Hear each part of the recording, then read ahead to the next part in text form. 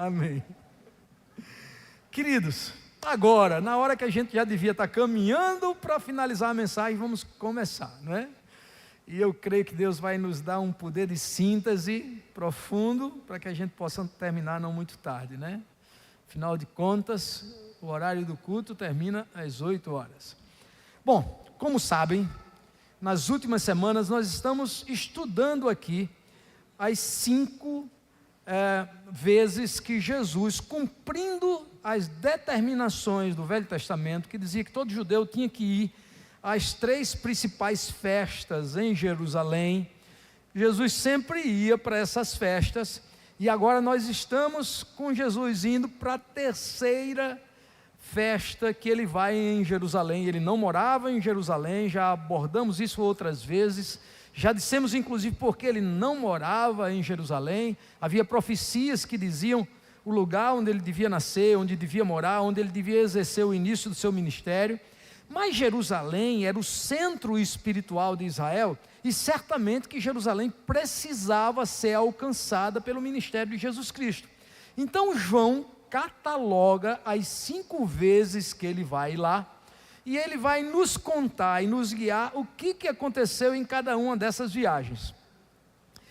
Eu tive uma experiência muito forte, irmãos, acerca disso, e foi isso que me motivou a construir essas 5 mensagens. Eu estava orando uma madrugada a Deus e perguntando a Deus qual foi o relógio profético da cruz do Calvário. Como foi que Jesus percebeu que a cruz estava se aproximando? E depois daquela oração que eu fiz, eu fui dormir de novo, e quando eu peguei no sono, eu fui acordado por Deus em uma visão.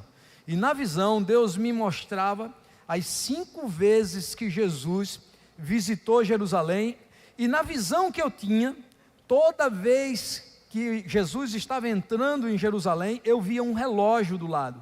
E quanto mais as vezes iam se acentuando, 1ª, 2ª, 3ª, eu percebi que o relógio andava mais rápido.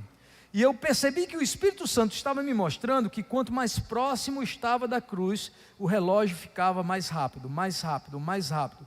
Então começou na primeira vez o relógio andando devagarzinho, na segunda aumentou a velocidade, na terceira mais ainda, até a 5ª e última vez que culminou na sua crucificação. Hoje, João vai nos guiar pela 3ª entrada de Jesus em Jerusalém, e eu queria que você pensasse comigo nesse tema. Olha, onde está aquele homem é o tema para hoje à noite, e o texto bíblico está em João capítulo 7, toda a abordagem de Jesus nessa festa, que era a festa das cabanas, a festa mais alegre que tinha em Jerusalém. Eles levavam muitas cabanas, e eles espalhavam cabanas pela cidade, e essas cabanas eram uma memória, uma homenagem a todo o período em que os hebreus estiveram atravessando do Egito até a terra prometida, que eles colocavam cabanas, e montavam e desmontavam cabanas, andando de lugar em lugar, até chegar a Canaã, que foi a terra que Deus estabeleceu para eles morarem, e onde Deus iria construir a terra de Israel, né, o país de Israel, onde ele ia fazer daquele povo o seu referencial de fé. Mas naquela festa, a festa das cabanas, eles estavam celebrando também a colheita. Era justamente no momento em que as plantações estavam dando as colheitas, que eles iam para agradecer a Deus por terem conseguido ter colheitas que fossem prósperas, e aquilo ia dar uma manutenção na sua casa, na sua cidade. Irmãos, deixa eu fazer uma pausa aqui, que eu vi uma cena linda aqui. Aí eu vou montar aqui o Arlon e a sua esposa. Levanta assim a mão. Vocês me matam de saudade, rapaz. Seja bem-vindo, Arlon. Você e a sua casa, nós amamos vocês. E as suas crianças também, elas estão fazendo muita falta aqui. Então, queridos, é nessa festa que eles estavam celebrando as colheitas, e que eles celebravam com muitos cânticos pela cidade, saíam cantando o dia todo, que 7 dias eles passavam celebrando em Jerusalém, e eles cantavam motivados em Isaías 44, 3 e 5, que é um texto profético acerca da chegada de Jesus em Israel. porque esse texto diz assim: pois eu derramarei água para matar a sede e regar os seus campos secos, derramarei do meu espírito sobre todos os seus descendentes e a minha bênção sobre as futuras gerações de Israel. Era motivado nesse texto que eles cantavam cânticos profetizando que Jesus vinha, e veio. O tema, nós já dissemos, o texto é João 7,11, que diz assim: na festa os judeus o estavam esperando e perguntaram: onde está aquele homem? Você pode repetir comigo? Diga assim: onde está aquele homem? Quando a gente vê assim, essa frase, os judeus estavam esperando a chegada de Jesus Cristo e perguntaram: onde está aquele homem?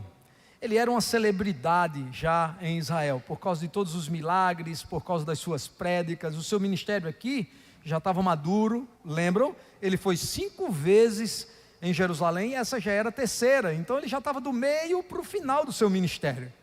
Não havia em Israel quem não conhecesse um pouco da fama de Jesus e das coisas que Deus fazia através dele, por onde ele passava. Quando eles estavam perguntando onde está aquele homem, é porque eles estavam esperando a chegada de Jesus na festa. Qual era a motivação? Simples. Na festa anterior, Jesus havia curado um paralítico no tanque de Betesda em pleno dia de sábado. Então eles estavam esperando que Jesus chegasse e eles estavam em estado de observação para ver qual as ações de Jesus, porque o intento deles era que se curasse alguém de novo num dia de sábado, eles literalmente queriam matar Jesus. E a história de Jesus e dessa festa começa assim, no capítulo de número 7, dizendo que Jesus estava evitando de ir para a Judéia, e passou um tempo exercendo o seu ministério na Galiléia, desde a cura daquele enfermo no tanque de Betesda, por conta do fato de que ele sabia que os judeus queriam matá-lo, e ainda não era o tempo de morrer. Jesus estava gerenciando o dia de a cruz do Calvário. Então, só para aqueles que não vêm acompanhando as mensagens, possa se contextualizar, na primeira mensagem, Jesus confrontou a religiosidade externa dos judeus. Eles estavam literalmente fazendo um comércio exacerbado de animais. Era legítimo vender os animais para o sacrifício, mas não na margem de lucro que eles estavam desenvolvendo. E aquilo gerou um comércio, um interesse em volta do culto, em volta daquela oferta do sacrifício, que desagradou visceralmente a Deus. E Jesus entrou ali vendendo a imagem de que a casa de Deus tem que ser chamada e tem que se perpetuar como uma casa de oração e não uma casa de comércio.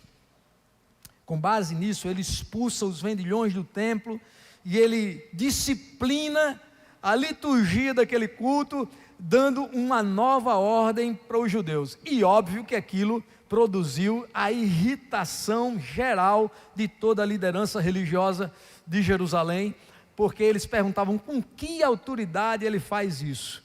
Mas era ele tratando da religião, da parte externa da religião, daquilo que é fácil de você identificar na religiosidade de alguém, não é? O seu vizinho viu você vindo aqui para a igreja, já sabe, dia de domingo você vem para o culto, essa é a parte externa. Eles identificam quando você sai da sua casa para vir para a igreja, sabe que você é crente, que você está vindo para o culto. Às vezes a maneira que você fala, o seu linguajar, a maneira que você se porta, as coisas que você não faz por ser crente, isso é a parte externa, todo mundo consegue identificar. Na segunda vinda, ele quis consertar uma liturgia que estava caótica, porque começou a haver uma crença mitológica que um anjo passava pelo tanque de Betesda, agitava as águas e o primeiro que era jogado era curado. E aí Jesus literalmente acaba com aquela ideia de espera dos anjos. O homem estava 38 anos enfermo, passou anos indo para ali, o anjo nunca vinha, irmãos, aquela frustração. Depois, todo culto tem que ter a centralidade dele em Deus, a adoração do culto tem que ser a Deus. A expectativa da chegada e da unção que se derrama no culto, da cura que se tenha, é em Deus. Naquele culto, a expectativa era a visitação angelical. Para daí haver uma idolatria, alguém que adorasse o anjo e não a Deus, era um passinho só. Aí Jesus chega lá, de mansinho, e pergunta àquele homem paralítico se ele quer ser curado. Ele diz que não pode, porque o anjo, quando passa, ele é paralítico, nunca vai ser o primeiro. E Jesus disse: esqueça o anjo e olhe para mim, você quer ser curado? E aí o homem foi curado naquele dia. Jesus manda ele pegar a maca, ele pega a maca e vai para o templo, pronto. Aí já causou um problema muito grave, porque era sábado. Desde aquela segunda visita de Jesus a Jerusalém, a liderança religiosa estava por aqui com Jesus, porque ele havia curado no sábado. Então Jesus agora vai para a terceira visita, e nós queremos refletir rapidamente em algumas falas de Jesus nessa terceira visita, sendo guiados por esse grande guia, o evangelista João. A primeira fala de Jesus acontece fora da festa, é uma fala dele com seus irmãos.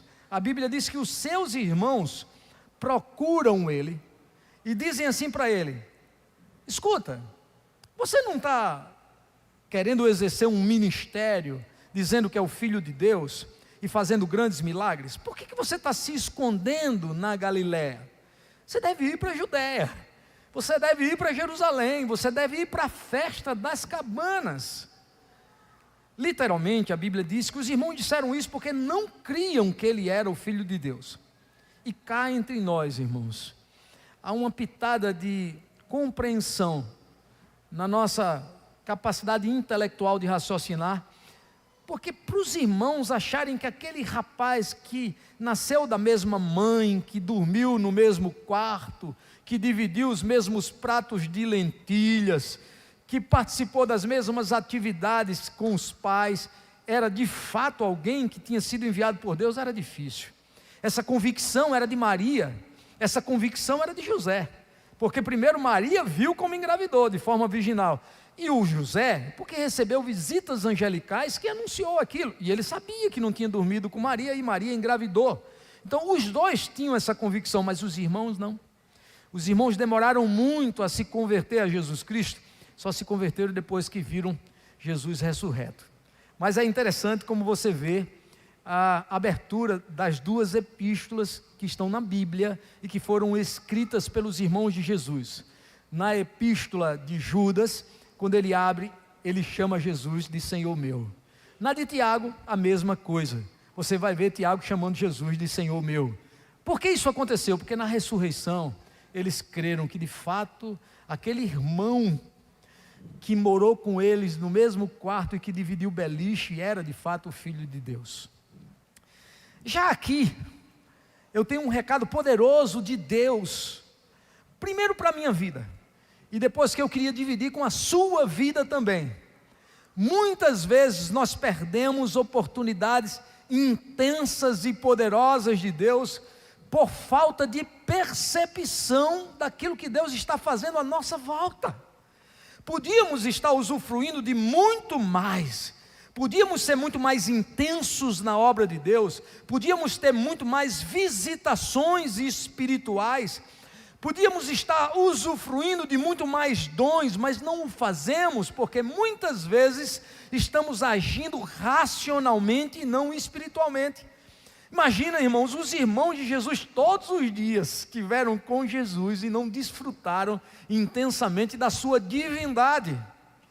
É verdade que desfrutaram da sua companhia, é verdade que sentiram o seu calor humano, é verdade que tiveram papos e mais papos, mas eles podiam ter conversado muito mais sobre o céu, sobre Deus, sobre todo o plano que ele tinha na terra. E eles não conversavam sobre isso, porque eles não criam que ele era o Filho de Deus.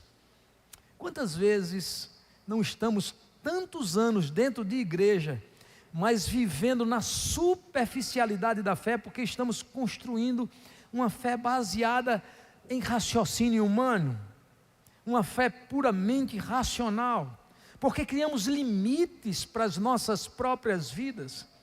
Quando eu estava pastoreando uma congregação na Jatiuca, se converteu um rapaz que veio do espiritismo, e aquele rapaz foi o crente de experiências mais aceleradas que eu já vi no meu ministério. E olha que eu já estou há praticamente 4 décadas trabalhando em liderança de igreja. não parece com essa carinha de menino, mas já faz tempo que eu estou nesse negócio, que Deus me chamou. E aquele rapaz, foi tão acelerada a sua ascensão, e as experiências eram tão multiplicadas que ele tinha com Deus, que eu me lembro que quase todo culto ele vinha me contar uma experiência nova que ele estava tendo com Deus. Batismo no Espírito Santo, dom de profecia, dom de revelação, visão. E eu comecei a ficar curioso. Um dia eu disse para ele: quando você tiver um tempo maior, eu queria sentar com você, porque eu vou fazer de você um estudo, um case. Eu quero entender como você viveu experiências de uma forma tão acelerada na presença de Deus. E ele falou: pastor, eu nem preciso de tempo, é simples de te explicar. Eu venho do Espiritismo, e eu tive experiências tão fortes com o demônio, que quando eu me converti, eu disse: Deus, não faz sentido, depois de eu ter visto tantas manifestações espirituais do reino das trevas, que eu dentro da tua presença eu não tenho impactos profundos. Eu quero desfrutar com você de coisas muito maiores, mais intensas e melhores do que aquelas que eu vi dentro do Espiritismo. E aí Deus, para fortificar ele na fé, e para libertar ele de todas aquelas experiências que ele teve com os demônios, ele começou a ter experiências muito fortes com Deus. Por que isso aconteceu, irmãos? Sede. Ele tinha uma sede insaciável de ter experiências sobrenaturais com Deus. E Deus dá a medida da nossa fome. Deus dá a medida da intensidade da sede que nós temos. Deus nos dá a medida que nós buscamos. Nós deixamos Jesus sendo aconselhado pelos irmãos a irem à festa das cabanas. E aí eu percebo que a hostilidade, muitas vezes a nossa fé começa dentro de casa. Porque quando eles estavam mandando Jesus irem para a festa das cabanas, ele não estava mandando para que Jesus cumprisse a lei mosaica, não. Jesus sempre cumpriu a lei. A lei tinha que ser cumprida em Jesus para ele instalar a graça. Ele não podia concluir, não podia começar a graça sem concluir o processo da lei. Ele cumpriu a lei e instalou a graça. Eles queriam que Jesus fosse para a festa, fizesse milagres, curasse num sábado, porque literalmente eles queriam ver Jesus morto.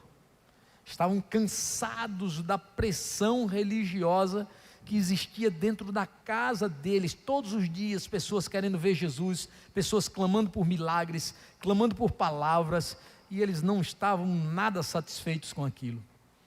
Quando eu vejo Jesus sofrendo hostilidades dentro da sua própria casa, irmãos, eu me irmano com ele, porque a maioria de nós, quando um dia tomou a decisão de abraçar a fé em Jesus, foi incompreendido dentro da sua própria casa.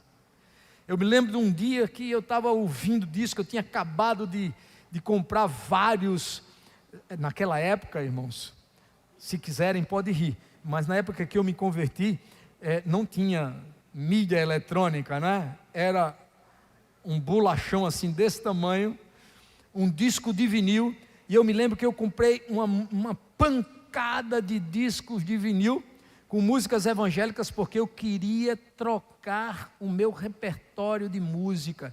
E eu descobri que muitas vezes, quando eu botava uma música daquela no meu quarto, e começava a orar, ouvindo músicas, desde o começo da minha fé, eu descobri isso, irmãos, o Espírito Santo me visitava.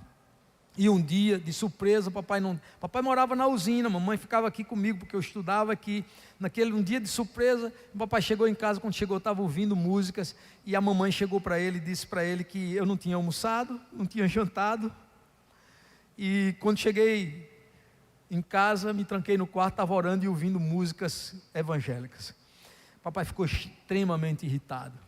Ele achava que eu estava ficando desequilibrado, ruim da cabeça, não queria mais nem comer. Eu queria fazer jejuns para ter experiências espirituais com Deus, e eu vejo isso, por exemplo, se repetindo hoje no Nandinho, o meu neto. Um outro dia ele me perguntou: vovô, como eu faço jejum e quais as experiências você acha que eu vou ter se eu jejuar? Olha que coisa linda. Aí um outro dia a Marília veio conversar comigo: painho, o Nandinho ainda é adolescente, Você sabe, está na fase de crescimento, não pode ter retenção alimentar. E ele começou a fazer jejum agora, não almoçou, não jantou. De Camila, deixa o menino crescer. Ele está tendo as experiências dele com Deus. E outra coisa, você está preocupado com o tamanho do Nandinho? Porque é adolescente, olha o menino, um varapau já está, né? Mas aí naquele dia, papai entrou no meu quarto e disse assim, olha, se você está pensando que enquanto você comer do meu feijão, você vai ouvir música de igreja aqui, não vai não. E quebrou os CDs. Era perseguição começando dentro da minha própria casa. Eu sofri perseguição da minha avó. Meu pai passava, jogava, eu fumava. Aí não fumava mais agora porque era crente. Ele passava, jogava carteira de cigarro para que eu voltasse a fumar. Dentro do trabalho, o meu diretor me chamou na sala e disse assim, soube que você é crente agora? Eu disse, sou. Ele disse, eu não gosto de crente. Não vai dar para você continuar trabalhando comigo. Aí dias depois, ele viu que eu não deixava a fé, e ele me chamou de volta. Ele disse, rapaz, você tem certeza que você não vai deixar aquele negócio? Aí eu disse, que negócio? Ele disse, essa religião sua? Vou não, seu Praxedes. Ele disse, então continue sendo crente, eu estava só brincando. Percebe a astuta cilada do inimigo, irmãos? Se por causa do emprego, sob a ameaça de ser demitido, eu tivesse renunciado à minha fé, era só uma brincadeira dele comigo. E o inimigo usou ele para testar a minha fé. Jesus, irmãos, sendo testado na fé, sendo hostilizado pelos próprios irmãos. É interessante a resposta de Jesus, porque ele disse assim, olha, vocês podem ir para a festa, porque para vocês a hora da partida pode ser a qualquer momento, mas eu não. Eu vim instalar o reino de Deus na terra, e eu tenho um momento certo para ir, e eu não vou para essa festa. E a Bíblia, ela nos adverte, ele disse isso, porque queria ir de forma obscura, para que os irmãos não o contassem à liderança religiosa que ele tinha ido com eles. Então eu descubro que Jesus não estava confiando nem nos irmãos, porque a Bíblia diz que quando os irmãos partiram, depois ele foi sem os irmãos saberem. Ele chega na festa, e a festa está se desenvolvendo, e ele fica de forma absolutamente obscura na festa, durante a maioria do tempo daquela festa. Mas quando chega na metade da festa, Jesus aparece, irmãos, e aparece pregando. As pregações que Jesus faz na festa das cabanas, elas são tiradas em recorte. A Bíblia nos dá insights do que ele falou, como a gente hoje vê no YouTube, né? De uma pregação de 1 hora, de repente você vê um recorte só de uma fala importante daquele pastor naquela pregação. Você percebe isso porque as falas de Jesus na festa das cabanas estão muito curtas, elas fazem parte de um insight. E a primeira coisa que Jesus fala na metade da festa das cabanas, quando ele aparece para ministrar no templo, a Bíblia diz que ele já começa percebendo que ele está sendo exatamente procurado, porque eles querem pegá-lo, para matá-lo, fruto ainda da experiência da cura que ele produziu num sábado, naquele paralítico. E aí ele começa a ensinar, e a Bíblia diz que eles ficaram literalmente espantados com a forma que pregava com tanta autoridade, com tanto poder, com tanta unção. E há alguém que diz assim, como pode, sendo de uma região tão humilde, não tendo visitado as escolas de preparação teológica, falar com tanta autoridade? E Jesus percebe a fala deles, porque lê pensamentos, e ele responde, eu sei que vocês estão admirados da palavra que eu estou dando, mas é porque a minha doutrina não é minha, eu falo aquilo que o meu Pai mandou falar, e quem quiser ter a salvação, tem que cumprir a vontade do meu Pai. Pronto, foi o estupim que precisava para que houvesse literalmente uma irritação na liderança. Jesus se declarou filho de Deus, está chamando Deus de Pai, e aí começa toda a pressão na festa das cabanas, e ele vai falar mais algumas vezes, Na sua segunda fala, já dentro da festa das cabanas, ele disse assim: eu sei porque vocês estão irritados. João 7, do 21 ao 24. Vocês estão irritados e admirados porque eu fiz a cura do paralítico no tanque de Betesda na festa anterior. E vocês acham que eu estou quebrando o sábado. E aí, quando Jesus fala essa fala, eu percebo que, se das outras vezes Jesus quis confrontar a religiosidade externa, quis consertar a liturgia adoecida naquelas visitações do anjo, nas mitológicas visitações do anjo, agora ele queria tratar a religiosidade por dentro, aquela que só você e Deus sabe como está, o seu nível de comunhão, o seu nível de temperatura espiritual com Deus, o seu nível de intimidade com Deus, porque ele confronta a espiritualidade dos judeus, quando ele diz assim: vocês pensam que eu vim para não cumprir ou quebrar a lei, porque eu fiz uma cura num dia de sábado? Jesus está confrontando a divinização do sábado. Gente, quem instituiu o sábado foi Deus para o judeu. Eles tinham que descansar um dia na semana, mas isso foi para regular as atividades de vida dos judeus. Era importante, era necessário ter um dia na semana para descansar, e era importante, era necessário que esse dia fosse exercida também a sua fé, como hoje nós temos no mundo ocidental, não no sábado, no domingo, um dia de vir para a igreja. Esse é o dia oficial que você tira para vir para a igreja. Mas por que ele estava falando isso? Porque não é que Deus instituiu o sábado para que fosse o dia deles terem esse contato com Deus, que o sábado era mais importante do que a necessidade de um enfermo que já estava há 38 anos esperando um milagre de Deus e não tinha recebido ainda. Pela divinização do sábado, aquele milagre não podia acontecer naquele dia. E aí Jesus, irmãos, eu amo isso em Jesus, porque sabendo dos riscos que corre, sabendo que estava irritando ao clero religioso, ele não se intimida, e na sua fala, ele diz assim: se vocês reclamam porque eu não cumpri o sábado, quando curei aquele enfermo, eu quero dizer que vocês também não cumprem o sábado. Aí pegou,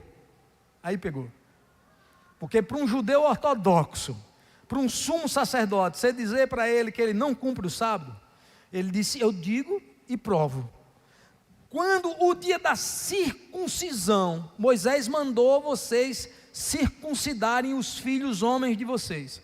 Quando o dia da circuncisão cai num dia de sábado, vocês levam a criança a estarem sendo circuncidada no sábado, e a circuncisão é um ato de trabalho que vocês estão praticando, mas vocês fazem porque vocês querem cumprir a lei de Moisés. Agora eu vou ao templo, eu encontro um necessitado, e por ser sábado eu não vou liberar uma ação de cura? Vocês estão divinizando o sábado. E sabe, quando eu olho para a nossa religiosidade nos dias de hoje, a nossa divinização não é no sábado. Mas como líder religioso, eu já vi muita gente divinizando muitas coisas. Ah, isso não pode, aquilo não deve. Isso, se você fizer, Deus vai se desagradar. E por conta da divinização de dogmas e de práticas religiosas, muitas vezes a gente perde o melhor de Deus, que é um aprofundamento nas experiências espirituais com Deus, aquelas que de fato marcam a sua vida, aquelas que produzem um efeito literalmente estabilizante na vida de todo cristão. Uma vez só na vida que você tiver um encontro com Deus, que você perceber que foi Deus quem falou com você, foi Deus que manifestou, aquela única vez que você tiver esse encontro de um nível espiritual acima da média, e eu não estou falando que você vai ter só um, eu estou falando que uma vez só é necessária para você estabilizar a sua vida para sempre. Mas muitas vezes, por causa de dogmas, por causa de costumes, por causa da instituição das práticas religiosas denominacionais, nós estamos impedindo as coisas que Deus quer fazer no nosso meio. na minha herança e construção religiosa, por exemplo, quantas vezes eu já não vi o Espírito Santo querendo entrar dentro de igreja e fazer coisas grandes, e pessoas que estão na liderança dizer, não, aqui não, irmãos, porque nós somos cessacionistas. Nós somos de uma igreja que não crê nos dons para essa época. E aí o Espírito Santo se recolhe, porque ele é educado, ele não vai batizar no Espírito Santo, ele não vai dar dom de profecia, ele não vai dar dom de revelação, dom de cura a quem não quer crer que ele pode operar as coisas que sempre operou e quer operar nos nossos dias para um povo que não quer. Por que essas coisas acontecem, irmãos? Por causa dos valores que nós tornamos intrínsecos dentro do nosso coração. O que Jesus foi fazer na festa das cabanas foi combater essas coisas, esses valores que dogmatizam a religião e que impedem a livre operação do Espírito Santo e do poder de Deus no meio do seu povo. Por isso, naquele dia, ele justifica que cumprir o sábado, ele cumpre. Mas quando houver uma necessidade de alguém num dia de sábado, esse necessitado tem uma urgência maior do que a divinização do sábado. Eu não sei se você entende o que eu estou tentando transmitir para você, que o Senhor colocou no meu coração. Muitas vezes a nossa religião, aquela que nós interiorizamos, as nossas práticas cultuais de vida, as nossas práticas de desenvolvimento religiosos, tem tantos não podes, não deves, que muitas vezes o Espírito Santo tem dificuldade de fazer fluir a sua graça sobre nós, tem dificuldade de nos levar a uma experiência mais profunda com Ele, e muitas vezes os não podes e os não devem, está associado à falta de sede do nosso coração. Nós precisamos ter sede para desfrutar das experiências mais intensas e mais poderosas de Deus. Aí a festa está chegando já no último dia, e depois dessas falas que Jesus tentou fazer, mandaram guardas prendê-lo, porque eles queriam matá-lo. Eles não quiseram sujar as suas próprias mãos, prendendo Jesus. Eles deram esse ofício a quem de direito na lei podia fazê-lo. E aí quando eles lançam a ordem aos guardas, os guardas cumprem a ordem. Eles vão até Jesus, e eles ficam na expectativa de que eles prendam Jesus, que está no meio da multidão, pregando com toda a autoridade, nesse nível de pregação, confrontando a religiosidade interna deles. Eram sepulcros caiados, tinha religiosidade externa, mas não transformavam os seus corações. Ele chega a dizer, na sua penúltima prédica, que eles não cumprem a lei, e ele dá uma outra prova. Vocês querem uma prova que vocês não cumprem a lei? Porque eu curei um aleijado, vocês estão querendo me matar. E um dos mandamentos mais importantes de Deus é: não matarás. E sabe, da mesma forma que Jesus confrontou a religiosidade dos judeus naquela época, Ele confronta a nossa nos nossos dias. A gente acha muito curioso que os judeus quisessem matar Jesus e terminaram matando. Mas quantas vezes nós não descumprimos esse mandamento quando ofendidos por alguém, a gente mata eles, talvez não com um revólver, pá! A gente mata nas nossas emoções. Nós podíamos fazer as pazes, reatar alianças, mas a gente diz assim: não quero conversa com ele, veja lá o que ele fez. E nós alimentamos mágoa, rancor, às vezes ódio, e não raro desejo de vingança.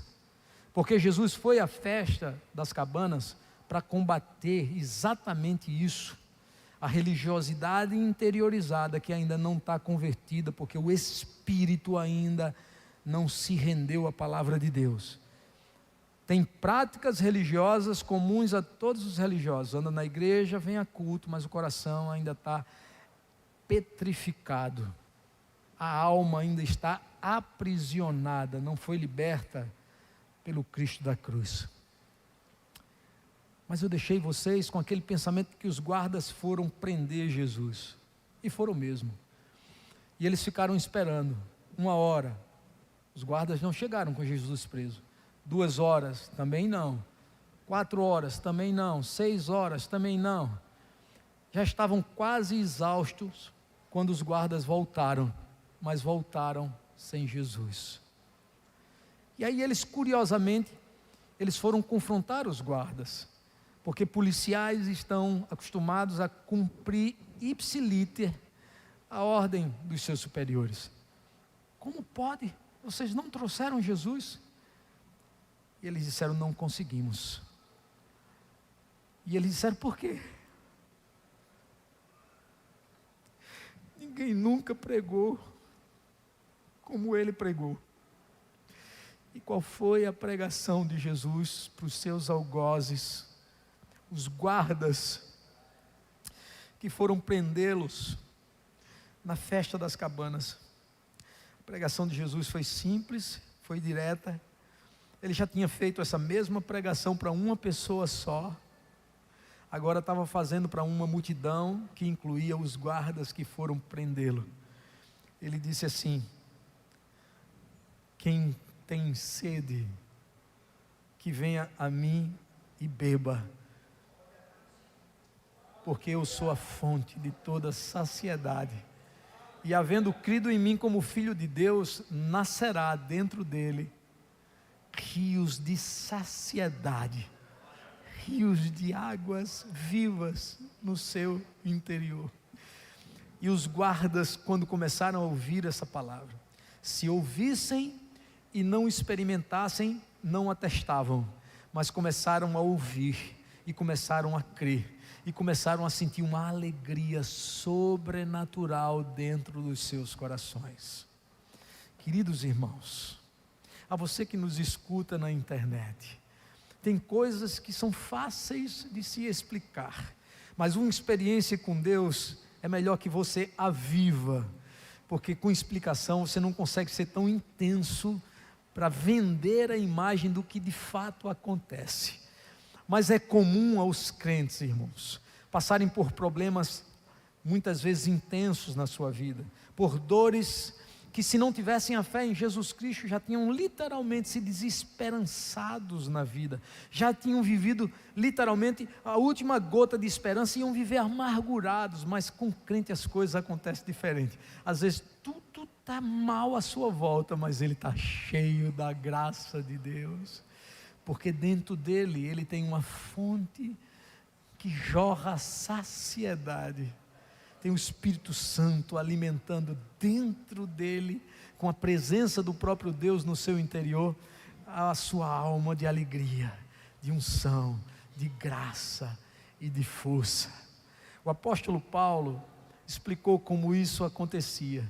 Ele disse assim: tudo posso naquele que me fortalece. Tudo posso naquele que me fortalece. Você pode repetir comigo? Diga assim: tudo posso naquele que me fortalece.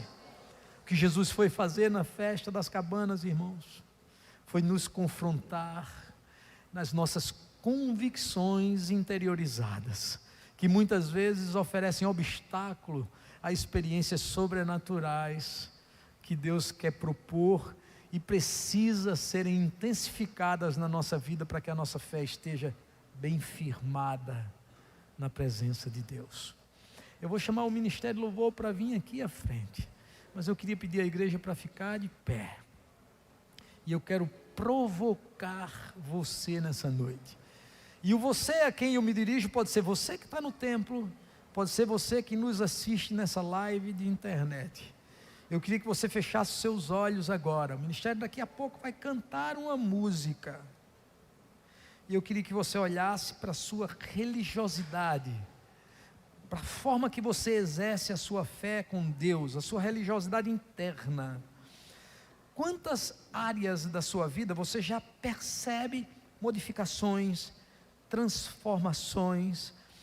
Quanto do homem velho já morreu dentro da sua própria vida, porque você, sendo visitado por essa água que nos limpa de todo pecado, que nos sacia de toda sede, que nos fortalece para vencer todas as jornadas da vida, você já não precisa ser mais como você era. E agora, nas situações que lhe estressavam, você já tem um domínio próprio e já tem uma paz suficiente de vencer aquelas circunstâncias sem descaminhar a sua fé, sem abandonar as suas convicções. E quantas vezes você percebe que o fluir de Deus ainda não é pleno na sua vida, porque ainda tem algo de homem velho aí dentro de você.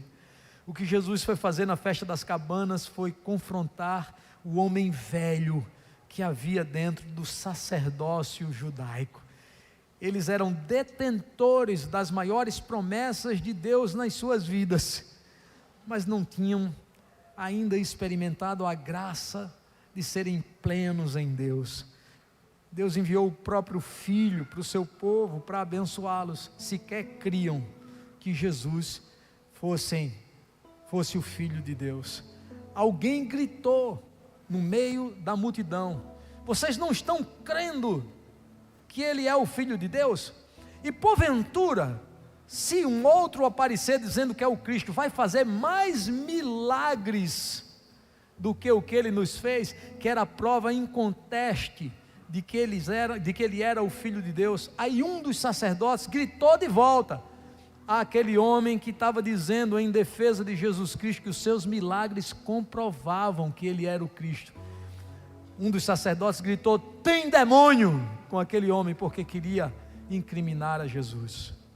Olhe para o seu coração, para a sua alma, para o seu espírito, e pergunte-se aí dentro de você: em que a minha fé está firmada?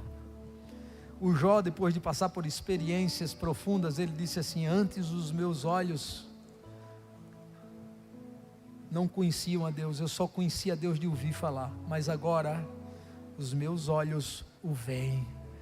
É essa proposta de Jesus para o judeu na festa das cabanas, é essa proposta de Jesus para você hoje aqui.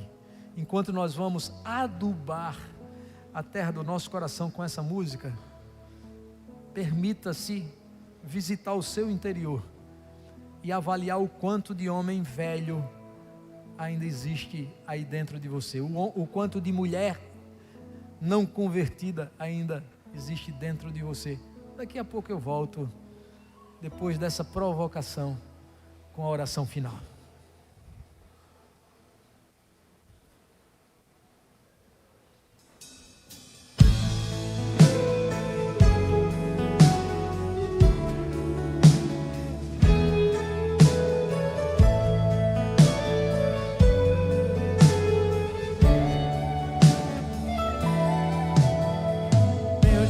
Maravilhoso é, mesmo quando tudo não vai bem, eu continuo olhando para ti, pois sei que tu tens o melhor pra mim. Há um segredo no teu coração, ó, dá-me forças pra continuar, guardando a promessa em oração. Meu Deus, está meu coração, firme nas promessas do Senhor. Eu continuo olhando para ti, e assim eu sei que posso prosseguir. E mesmo quando eu chorar, as minhas lágrimas serão para regar a minha fé e consolar coração, pois os que choram aos pés da cruz clamam em nome de Jesus, alcançará de ti, Senhor, misericórdia, graça e luz.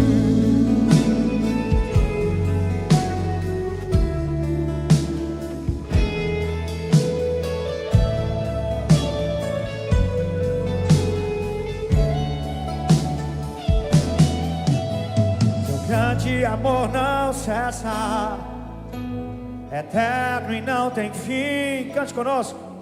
Quão grande és tu, Senhor, quão grande és pra mim. Tua graça é meu refúgio, descanso no teu poder.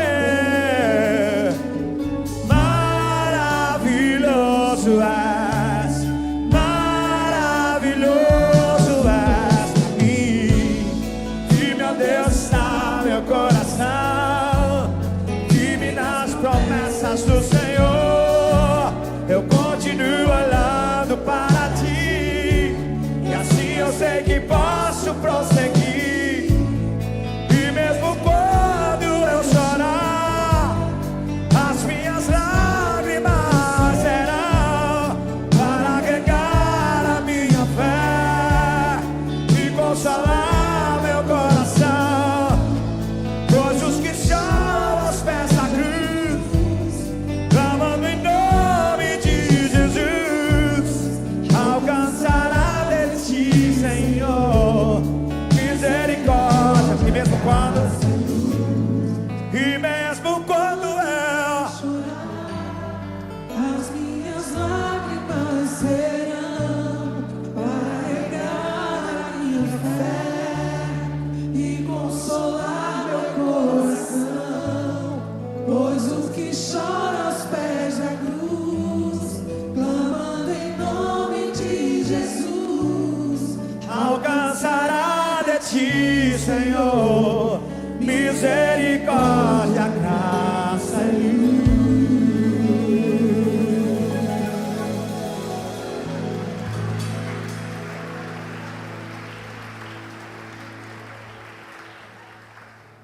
Eu estava numa feira em São Paulo, alguns dias atrás, e eu entrei dentro de um stand de uma das empresas com as quais nós trabalhamos, e um dos gerentes daquela empresa disse assim: vem cá, pastor, ver uma coisa que vai avivar a sua fé. Ele me pegou o celular dele e pegou na área de fotos e pegou um vídeo e me mostrou: olha o que aconteceu com o meu filho. Aí ele me mostrou, 12 anos de idade, o menino tinha sido batizado no Espírito Santo. E aí, no final do culto, começou a falar em línguas estranhas. Ele levou ele para casa e o menino continuava falando em línguas estranhas dentro do carro. E ele filmando, ele falando em línguas estranhas. Chegou na casa dele, o menino falando em línguas estranhas.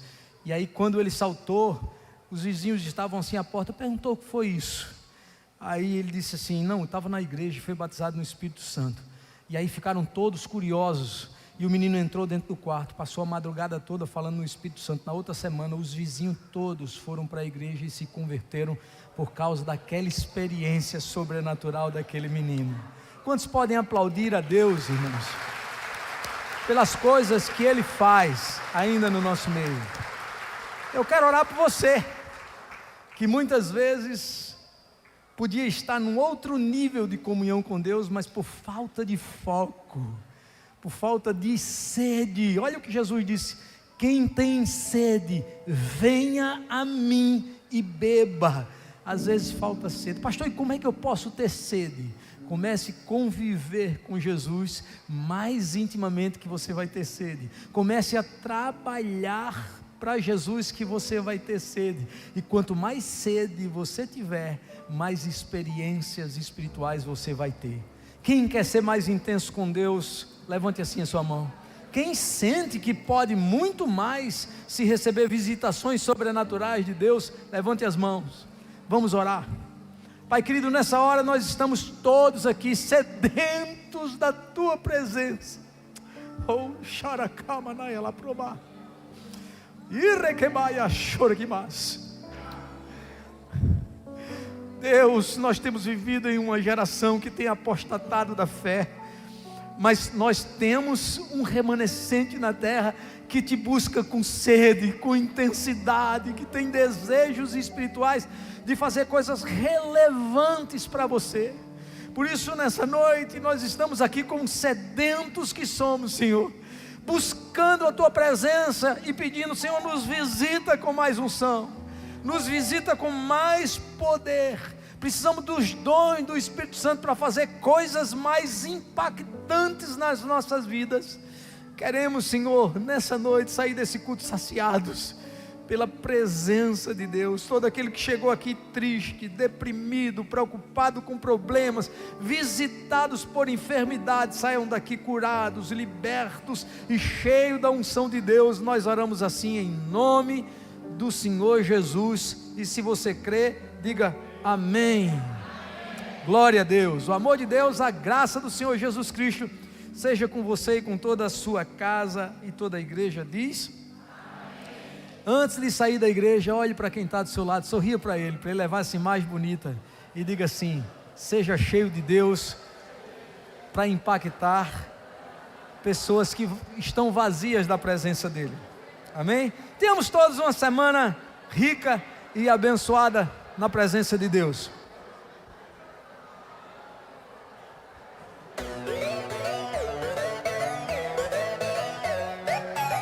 Diga, meu amor.